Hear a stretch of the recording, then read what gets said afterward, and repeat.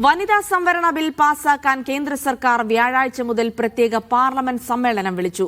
ലോക്സഭയിലും നിയമസഭകളിലും 1/3 സീറ്റുകൾ സ്ത്രീകൾക്ക് സംവരണം ചെയ്യുന്നതാണ് ഭരണഘടനാ ഭേദഗതി ബിൽ.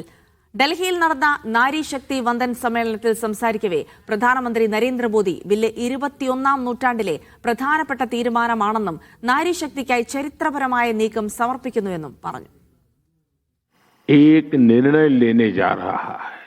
मैं बहुत जिम्मेवारी के साथ कह रहा हूं कि 21वीं सदी के महत्वपूर्ण निर्णयों में से एक महत्वपूर्ण निर्णय ये है, ये निर्णय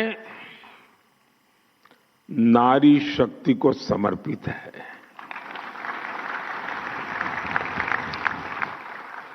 नारी शक्ति वंदन को समर्पित है।